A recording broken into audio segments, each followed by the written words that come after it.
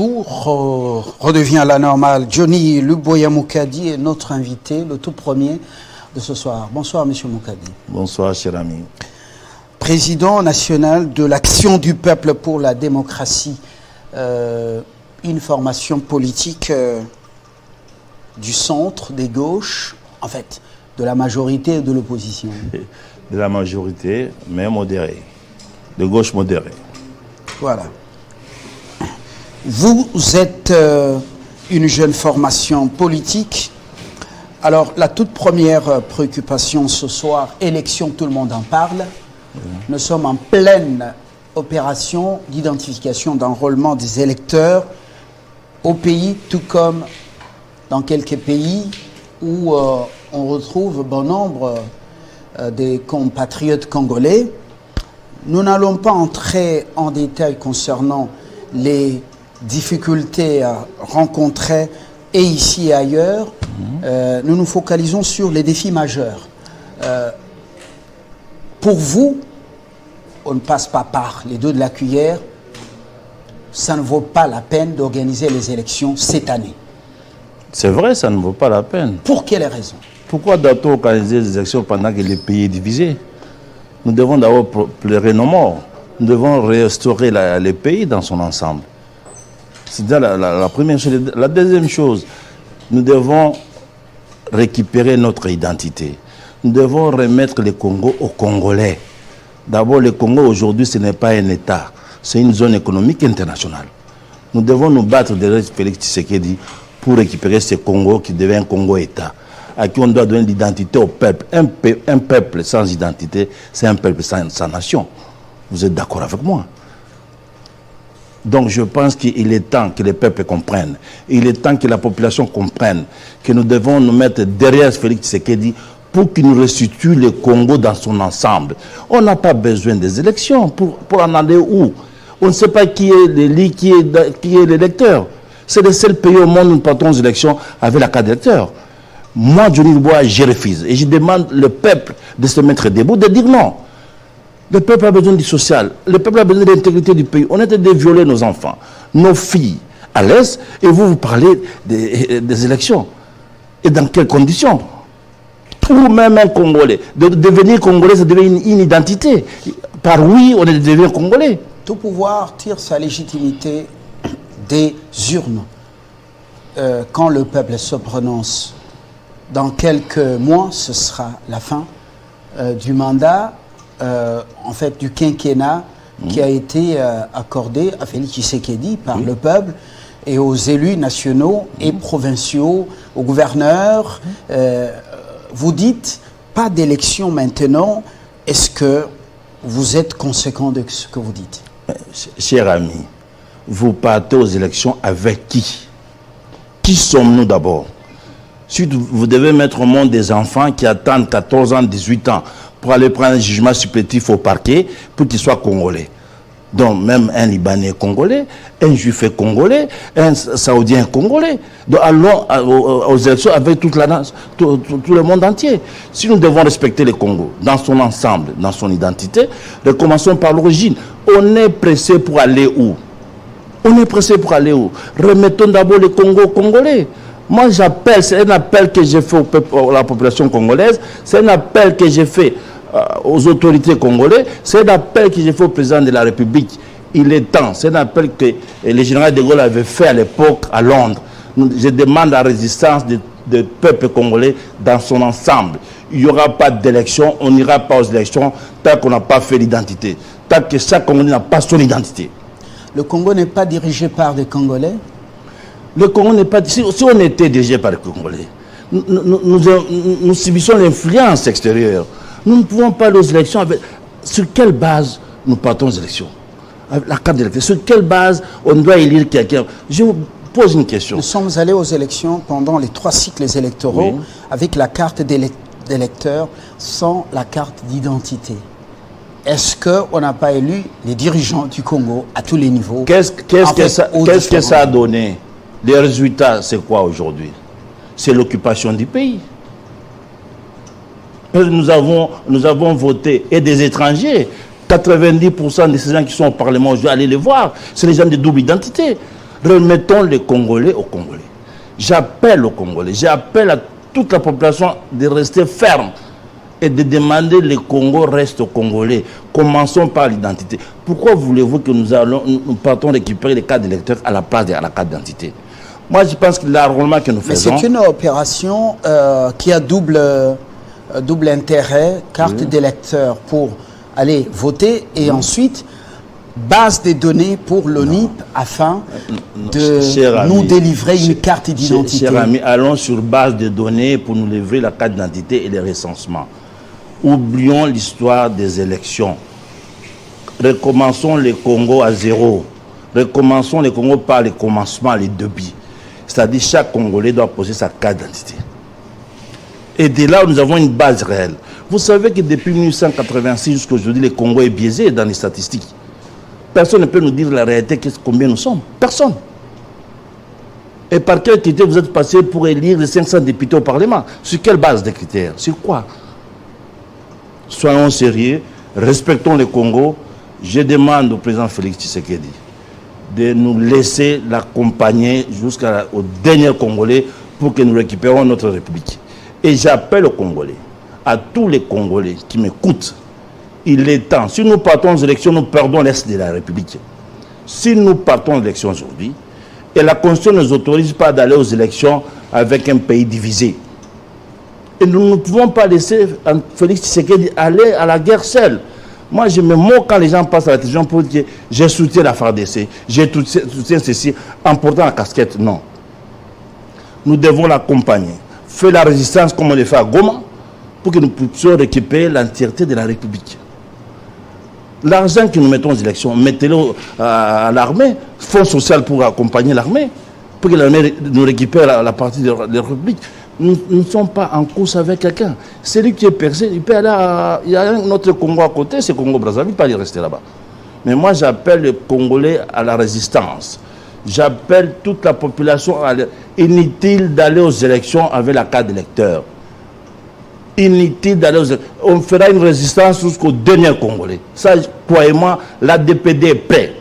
Quelle est votre force de mobilisation de la rue, de la masse pour faire accepter une telle proposition, une telle idée? Dans un mois, je demanderai à toutes nos bases, du Sud Kivu au Nord Kivu, de Kisangani au Katanga, du Kasaï à Kinshasa, et vous verrez notre force.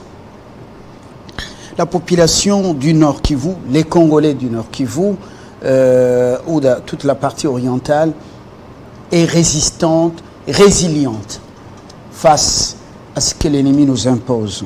Aujourd'hui, elle demande que l'EAC puisse retirer sa force et que la MONUSCO parte. Il y a encore des morts parmi la population. Est-ce que Kinshasa écoute ça? Kinshasa écoute. Kinshasa attend que la base réagisse. La République n'appartient pas aux élites. La République appartient à la population, la base. Oui, mais on dit le peuple d'abord. Kinshasa, le gouvernement. Nous, Sama on dit le peuple d'abord et le peuple aussi. Sama Lukonde écoute le peuple. Il respecte le peuple, il écoute le peuple. Mais il fallait accompagner la population dans cette démarche et demander aux partenaires de plier bagages, de partir. Ils sont en négociation, mais le peuple seul est souverain. Et nous accompagnons nos amis de Goma, et je demande à la population quinoise, les grands Katanga, les grands Est, de faire la résistance jusqu'au bout. Nous devons accompagner les chefs d'État. Il est seul dans sa démarche.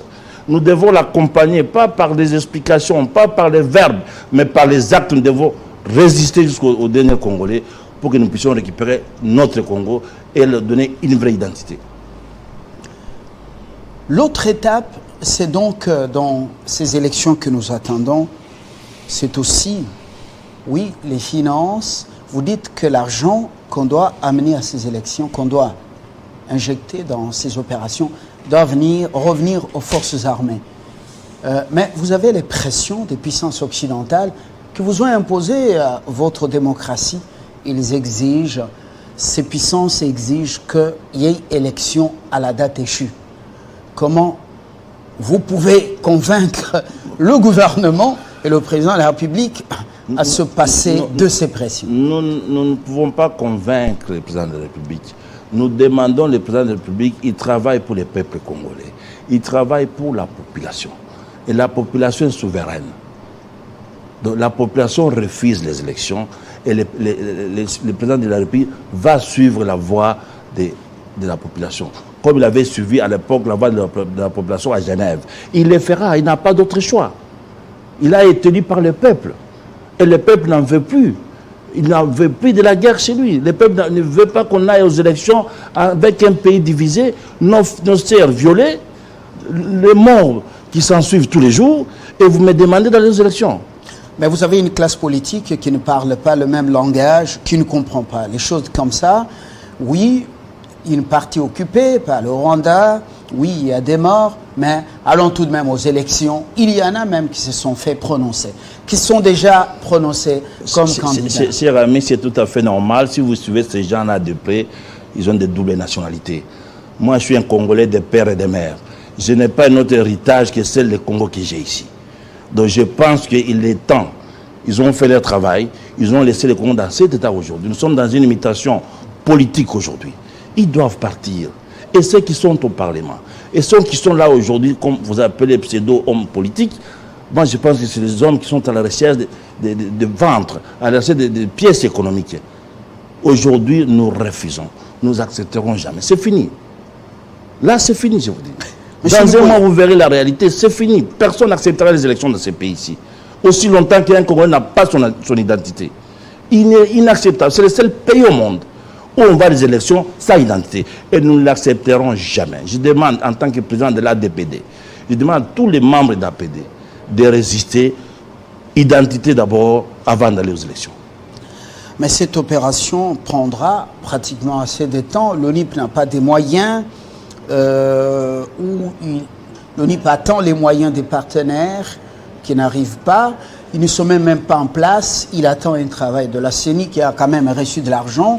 Est-ce que c'est du réalisme politique? Ça, c'est pas du réalisme politique. Non, le Congo est-ce que vous a êtes de dans le l'argent. réalisme politique? Le Congo a de l'argent, il y a beaucoup d'argent. La paix, vous avez vu, dans moins de 4 ans, nous sommes arrivés à un budget de 16 milliards de dollars. Donc c'est question de volonté politique. Comme nous avons un chef qui est de père et de mère et qui a accepté la réalité du Congo, mais il ne paie rien par rapport aux Occidentaux, c'est nous les Congolais. C'est nous qui doivent se mettre debout pour dire non. Nous devons nous prendre en charge. Le terme se prendre en charge, ce n'est pas un mot vain. C'est maintenant qu'il faut aller jusqu'au sacrifice suprême pour laisser un vrai Congo à nos enfants. Un véritable Congo, un État Congo.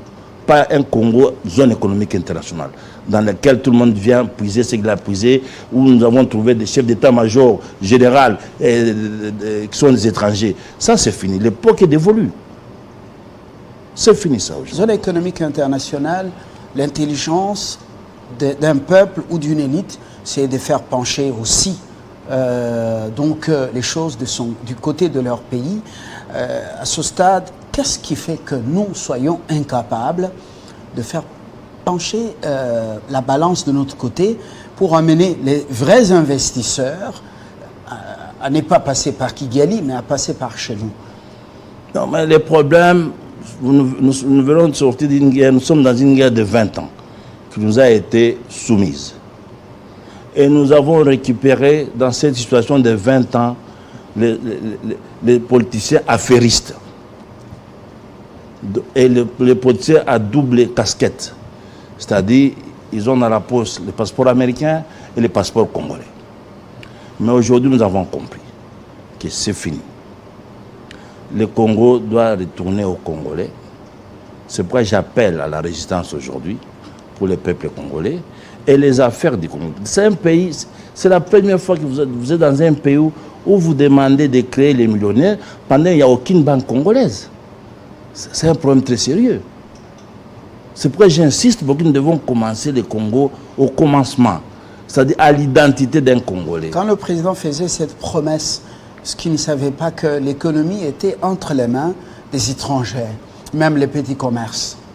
Mais les petits commerces et l'économie même, commençons d'abord par l'économie en lui-même. L'économie est dans les mains des étrangers. Oui, mais le président avait promis de faire... Nous sommes en train de nous battre, de mettre les outils. De faire des Congolais des millionnaires. Mais l'économie, même le petit commerce entre les mains des Indo-Pakistanais, Libanais, Indiens, voilà, le chef de l'État a trouvé cette situation en place. Il est en train de se battre, de mettre les outils. C'est pourquoi nous l'accompagnons aujourd'hui. C'est pourquoi on s'est donné ce défi. Nous devons commencer d'abord par créer notre propre banque. Il est admissible. Quand vous parcourez le boulevard du 30 juin... Dans cette dynamique de nous organiser pour créer nos propres banques, quand nous regardons que les messageries financières, les maisons des phonies, comme on dit, il y a quelques années, sont devenues des banques mobiles. Je ne les cite pas sur place. Alors, dites-moi concrètement, est-ce que nous sommes dans cette dynamique de socialisme, solidarisme économique pour créer nos propres banques? Je pense que oui, on ne peut pas créer nos banques sans mettre les outils nécessaires. C'est pourquoi nous partons dans les réformes. Et ces réformes prendront du temps. Mais quand cela ne tienne, les Congolais finiront par récupérer leurs banques. Parce qu'il est inadmissible. Même nos impôts puissent être logés dans des banques commerciales. Ce n'est pas possible. Ce n'est pas possible. Nous devons réfléchir. Au jour d'aujourd'hui, d'abord, sur le plan économique, nous devons récupérer nos banques. Nous devons mettre en place une banque congolaise. Nous avions des banques que nous avons vendues. Nous avions des banques que nous avons vendues. Et la preuve, tous les millionnaires que vous voyez aujourd'hui au Congo, soi-disant millionnaires, c'est des hommes politiques qui ont puisé dans la caisse de l'État pour en faire un État personnel. C'est le combat que Félix Tshisekedi est en train de mener aujourd'hui. L'état des droits. Mais ceux qui sont venus pour l'aider afin de matérialiser cette vision, eux-mêmes, ce sont des affairistes. Mais il y a une partie des affairistes. Je suis d'accord avec vous. Vous connaissez, je suis certains sont en prison, qui ont infiltré le pays jusqu'au summum au profit des petits États voisins. Je suis d'accord avec vous à 100%, cher ami. Laissons le temps au temps. C'est qu'il n'est pas dupe. Nous sommes allés petit à petit pour récupérer les pays dans son ensemble. Nous sommes en train d'aller avec toutes les réformes possibles en fait de donner la valeur et la quintessence de la République à son peuple. Donc il est temps aujourd'hui que nous demandons à nos peuples de ne plus aller aux élections. Allons nous enrôler pour qu'on nous donne la carte d'identité, pas la carte d'électeur. Ça ne nous intéresse pas. Alors, en même temps, vous dites, c'est pas opportun d'organiser les élections cette année. En même temps, vous dites, allez vous faire enrôler. Pour avoir la carte d'identité. Un contraste. Non. Pour avoir une carte d'identité, pas pour aller aux élections.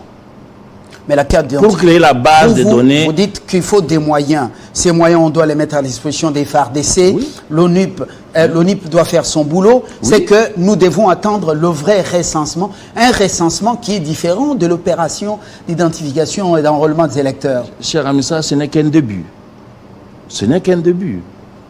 Nous refusons les élections. Nous demandons au peuple de s'enrôler pour amener le recensement et l'identification.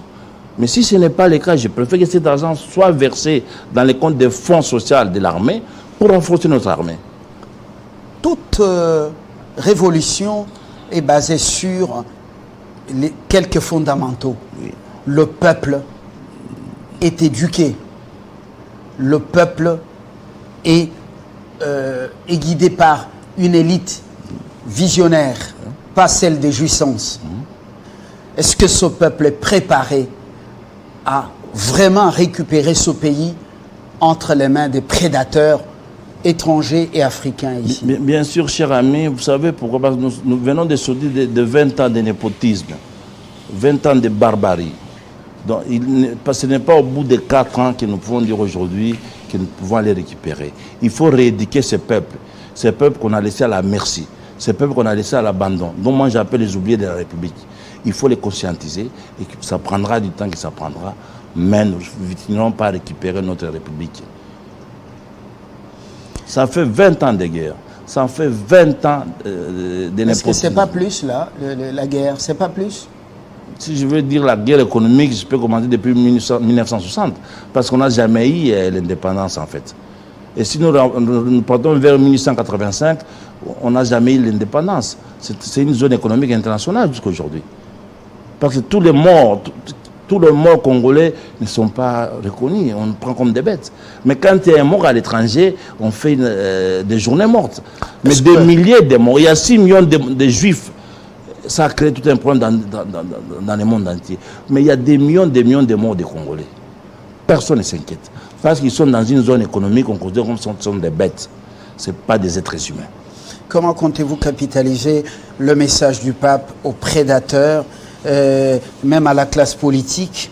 Parce que, oui, l'Ukraine est en guerre contre la Russie, l'OTAN contre la Russie, mais on frappe quand même, Zelensky frappe les affairistes au sein de l'armée, au sein de la classe politique. Comment comptez-vous capitaliser le message du chef religieux catholique? Moi, je pense qu'il a dit la vérité, et cette vérité, nous la consommons, nous l'acceptons. Ce n'est pas nouveau, elle n'est pas nouvelle, cette vérité. Ce que le Père le disait, prenez-nous en charge. Il est temps que les Congolais se prennent en charge. Il est temps. Le roi belge est venu, il a dit la même chose, prenons-nous en charge. Mais parce que le peuple sort de loin, ce peuple-là, on l'a mis dans une situation de quémandeur, dans une situation de mendicité totale. L'éveil de la conscience congolaise est arrivé. Le moment est arrivé de faire cet éveil, de cet appel à la résistance. Quel est cet exemple que le peuple peut copier positivement dans ce combat de la vraie libération du Congo, lorsque son élite, dès que l'occasion se présente, une petite parcelle de responsabilité, c'est vider les petites poches publiques pour remplir ses propres poches. Et voilà, entrer dans la jouissance et dans le luxe déconcertant. Je pense que nous sommes, ce que je vous ai dit tout à l'heure, nous sommes en mutation politique. Nous sommes en train d'accompagner certes nos aînés qui ont fait un travail formidable, mais qui n'ont pas ramené le Congo là où il devait l'être. Nous sommes en train de les accompagner vers la porte de sortie. C'est pourquoi je dis, ce n'est pas l'heure d'aujourd'hui d'aller aux élections. Nous devons accompagner les chefs de l'État dans sa mission régalienne, c'est-à-dire l'État des droits, la reconnaissance du Congo comme État et la sécurisation dans son ensemble. Donc, nos aînés qui sont habitués à la corruption, à la concussion, à cette jouissance, il est temps qu'ils partent. Il est temps qu'ils laissent cette mutation se faire calmement, sans infusion. Malheureusement, les jeunes aussi, oui, les jeunes au sein de cette élite congolaise, elle ne fait pas, ou ces jeunes ne font pas la différence pour se démarquer. Tous, nous sommes emballés par les vieilles habitudes. Dernière préoccupation, le chef de l'État est seul. Si au niveau du pays, il y a justement cette dynamique que votre parti est en train d'encourager sur le terrain, mais les diplomates, depuis que le pape est allé au Sud-Soudan, je crois qu'il est déjà rentré, les diplomates nos diplomates dans les pays, dans leur pays d'attache ou d'accréditation, on ne les sent pas relayer les discours du pape. On ne les sent pas relayer l'offensive du chef de l'État. Qu'est-ce qui se pose comme problème? Manque de moyens? Non, c'est un problème de génération. C'est un problème de génération. Génération Tshisekedi, c'est la génération ancienne. Elle doit partir. C'est la génération des jouisseurs. C'est la génération des gens de chop-chop, comme disait l'honorable fait Christian Badibangui. Cette génération doit passer. Nous sommes dans une génération de conformité. Une génération qui doit amener le Congo au-delà de ce que nous passons. Une génération qui doit amener le Congo en État Congo, pas Congo comme zone économique internationale. J'insiste beaucoup sur ce point-là. J'insiste beaucoup, cher ami. Johnny Luboya Moukadi, je rappelle que vous êtes le président national de l'Action du peuple pour la démocratie. Merci d'avoir accepté notre invitation et d'avoir partagé avec nous autour de cette thématique pour vous, pour votre parti. Pas d'élection. Cette année, les préalables, il y a des défis majeurs qui doivent empêcher l'organisation de ces élections. La guerre, une partie du territoire sous contrôle de ces Rwandais, qui bénéficient de l'appui des multinationales et d'autres brigands internationaux. Et deuxième élément, c'est donc l'absence d'une identité. On ne connaît pas qui est congolais et qui ne l'est pas. Il faut qu'on puisse vraiment recenser les Congolais et leur attribuer une carte, leur délivrer une carte d'identité nationale. Merci, très bonne soirée. Merci beaucoup. Dans quelques instants, la suite avec le frère Charles Mouchizi.